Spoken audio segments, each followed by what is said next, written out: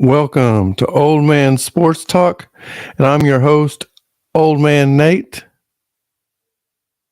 Today we're going to talk about the national championship playing tonight on ESPN between the TCU Horned Frogs and the Georgia Bulldogs.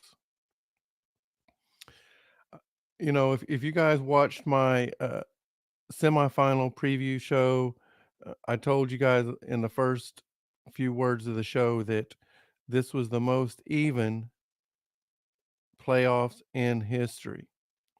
And it turned out to be true.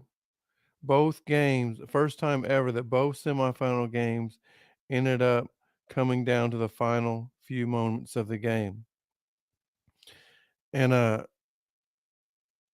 in the TCU Michigan game, really the difference, I know people are saying, oh, the difference in the game was was it a touchdown? Was it not a touchdown on a long pass? Um, did the officials get the call right? Honestly, I don't know if they got the call right or not. It was uh, really the angle that we got. You really couldn't tell. It was really close. Close. You could not tell if it, if by the time he actually gained possession, if he was in the end zone or not. But in order to overturn it, it's got to be clear cut evidence. So you gotta just think that the official seen a view that was proved it was obvious that it was not a touchdown. So, but what happens very next play? It's not the officials' fault that Michigan quarterback and running back didn't hang on to the football and it rolled in the end zone and TCU recovered it. That's not the officials' fault. That's Michigan's fault. It wasn't Michigan or the officials' fault that Michigan's quarterback threw two interceptions for touchdowns. Not just interceptions, but two interceptions for touchdowns, two pick sixes. And those well, and also you got to remember the first series of the game where Michigan drove right down the field. They chose to go for it, fourth and goal inside the 5, and ended up being a 10-yard loss. That's 4 possessions right there that, to me, cost the game, not the officials. Michigan still had to go out there and perform, and that those four possessions they didn't perform. TCU performed. TCU moved on and advanced to tonight's game. The Ohio State Michigan game or Ohio State Georgia game. Wow, what a game! And I said beforehand, matter of fact, I did pick TCU and Ohio State both to win. And if it wasn't for a wide left in the Ohio State Georgia game, I'd have went 2 for 2. And I also said in that Ohio State Georgia game that CJ Stroud was going to have to use his feet in order for Ohio State to have a chance. Something he didn't do all year. And he did it that night. And he had him really Ohio State dominated the game the whole game. Should have won. Was no question about that. It was a questionable call on whether Marvin Harrison Jr., if that was a targeting or not. But either way, even if it wasn't, he was out the rest of the game. And that ended up being overall CJ Stroud's safety blanket was out, and he just didn't have enough faith in his receivers on tough situations. And it ended up costing him a game. And another thing, if I'm coach, I think his last name Day, Ohio State. You're the best player you got on the field is C.J. Stroud. Why why try and rely on a field goal kicker who plays about 4 or 5 snaps a game? Take Keep it in your best player's hands. You know, um, get it down a little closer at least.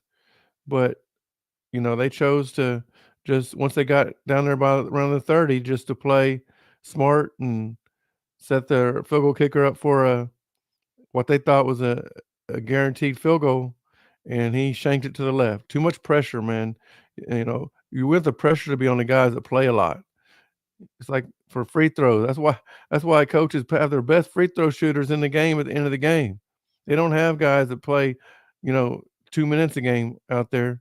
They have their best free throw shooters, the guys who play the most in the clutch time, and that's what Coach Day should have done with Ohio State. Keep it in CJ Stroud's hands, and let him decide the fate. Hey, if you're online, go ahead and leave a comment. I always like to interact with the viewers and stuff, and I appreciate you guys viewing in. But Georgia took care of business. Georgia rallied. Georgia won. Georgia's I said this last week. Georgia's secondary is the weakest part of their defense, and if you can throw the ball on them, you'll have a chance. So it brings us to tonight's game between TCU and Georgia. It's David versus Goliath. You know, Georgia's from the mighty SEC, the conference, supposedly the best conference for the last decade and a half. And in some ways, it's proven with as many national champions that came out of that conference. But LSU and Auburn and Florida, all of those, all of those teams have won national championships in the last 20 years. So, um, Georgia's going for back to back, trying to be the first team to win back to back national championships in the playoff era. And then you got the David, TCU. For one, they're from the Big 12, who everybody thinks is one of the worst conferences in football. And not only are they from the Big 12, but they're like the what's considered a medium part of the Big 12. Although they had a great season this year, still, when you consider TCU, you think that they're from the, they're as far as how they rank in teams in the Big 12, most people put them in the middle. And on some days, maybe even at the bottom. Some years, maybe even at the bottom. But here they come, unranked this season, all the way up to finish number 3 in the country entering the playoffs. And we'll see what they're going to finish 1 or 2 after tonight. So it's a Cinderella story. It's a storybook story, and a story that if you're outside of Georgia and maybe even outside the SEC, the team you're going for most likely is TCU. Everybody loves the Cinderella. Everybody loves the underdog, and we'll see. We'll see what the results are tonight. As far as the matchup goes, I think, I mean, people are probably going to listen to this right now, or and they're going to say, "Man, this dude don't know nothing about football." Or they could look at it afterwards and said, "Man, that guy knows a lot about football." And I think this is a more even matchup than anybody really thinks. I said before, this is the four most even teams heading into the playoff or heading into the playoffs. And I'm not going to say it's the most even national championship game because, Georgia and Alabama a couple times, those were pretty fair, even matchups, really good games. Alabama and Clemson, was a really good matchup.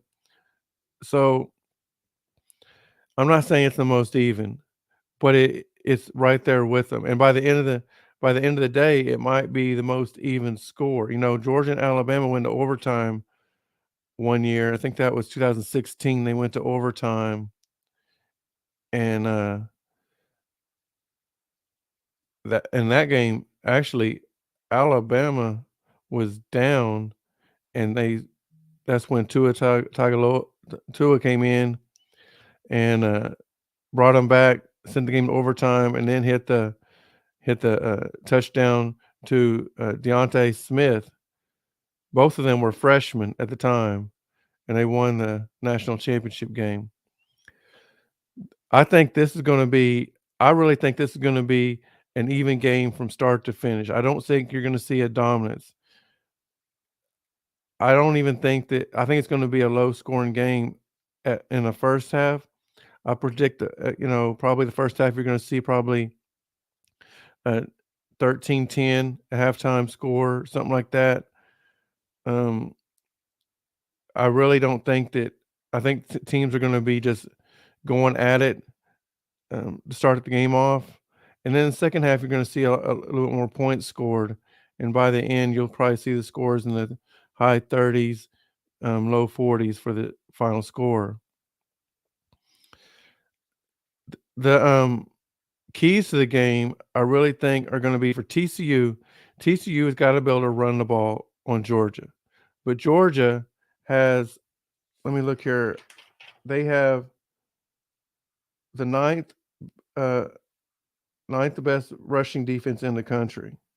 Okay. TCU's rushing defense is 73rd. But Georgia, we have not seen Georgia really like to run the ball a lot.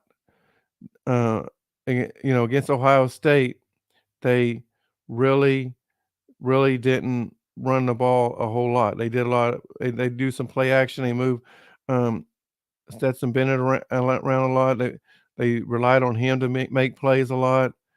If they do that this time, I don't think that's going to be a good end result for Georgia.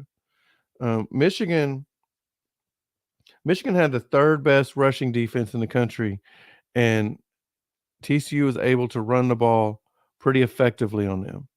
They had two guys run for over 100 yards. Now, here's the difference between Michigan and Georgia.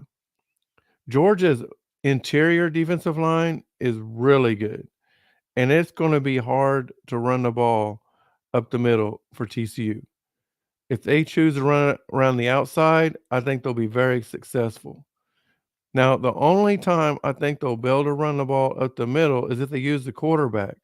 If they, have him in the shotgun, act like it's a passing play, and Georgia left the middle open a lot against Ohio State. And again, now they may have been game planning that on purpose because CJ Stroud was not a known runner.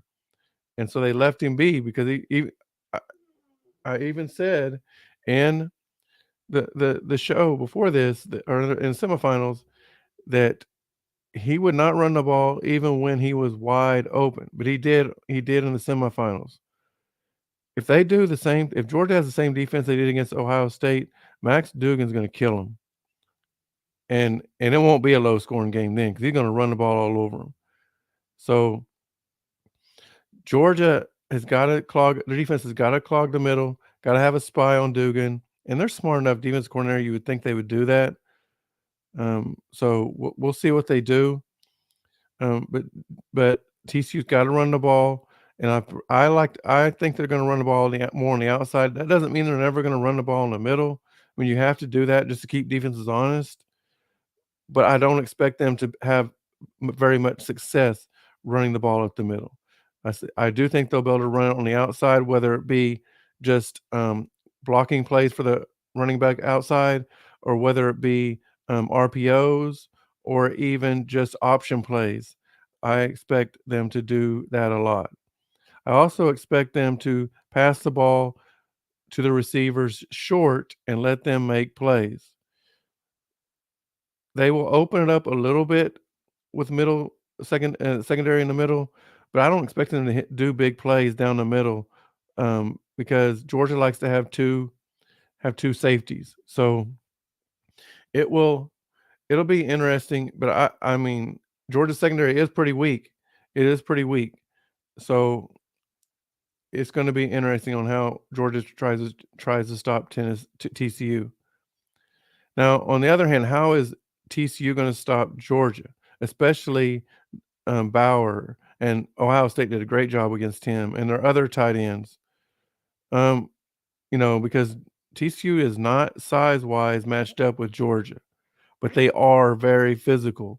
Sometimes you don't have to be the same size. If you're just as physical, it doesn't matter about your size. And TCU is a very physical team. Ask Michigan.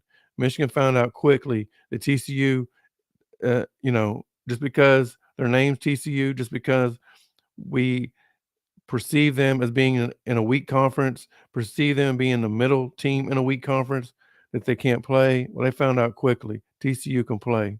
And I expect the same thing to happen tonight.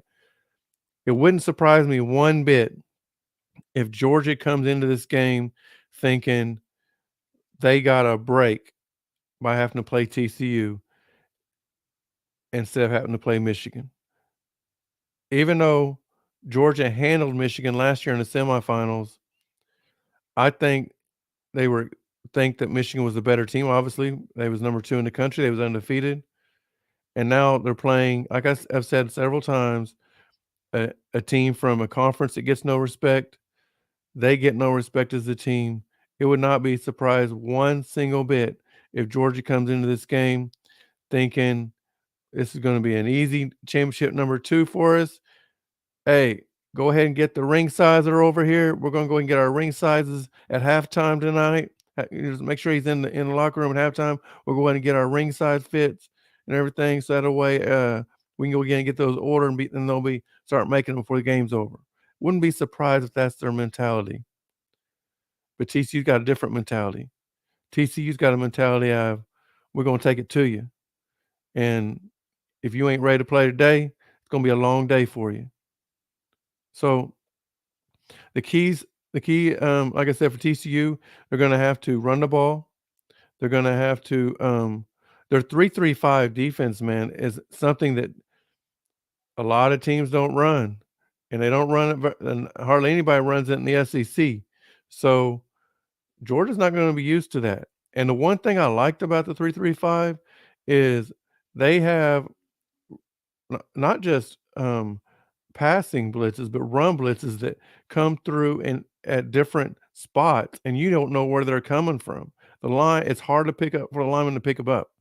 So if they if TCU can get pressure on the quarterback, especially the first 5 series of the game, if they're forcing 3 and outs or forcing field goal attempts, TCU is going to shock some people tonight. And so for Georgia, for them to be successful, they just gotta do what their name is, you know? They gotta control the line of scrimmage. Yeah, they're bigger than TCU, but TCU's quicker. At the end of the day, if it's a close game, usually the bigger and stronger team wins because they wear down the speedier teams. But if Georgia's gotta be playing catch up, it's I don't think it's gonna be good for them today. So for key for Georgia to win is they're gonna have to control the line of scrimmage early. They're probably gonna have to run the ball. Don't rely on Stetson Bennett to make plays. Stetson Bennett, even though Georgia's undefeated, even though he won national championship last year, he hasn't thrown a lot of picks, but he's thrown a lot of bad passes that should have been picks, including at the end of the first half in the semifinal game. He almost threw a pick that would have turned into points for Ohio State right before halftime.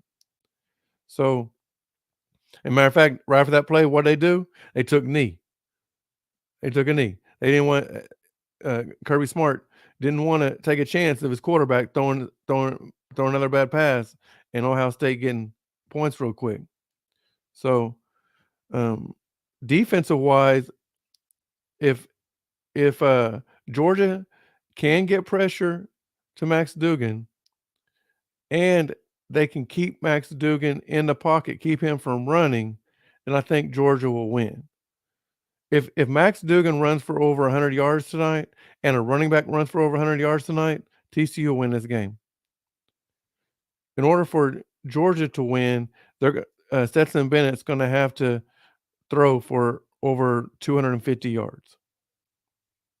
He's gonna have to do that, and he's not gonna have to turn the ball over. Obviously, that's key on any game.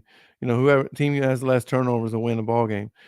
Now, TCU and Michigan, they both turned the ball over in those games. I think TCU turned over 3 times and still won a game, and Michigan, of course, had 2 pick sixes, had the fumble. So both teams, I think, turned over at least 3 times, uh, and they still scored 50 and 40 50 something points and 40 something points. That's crazy.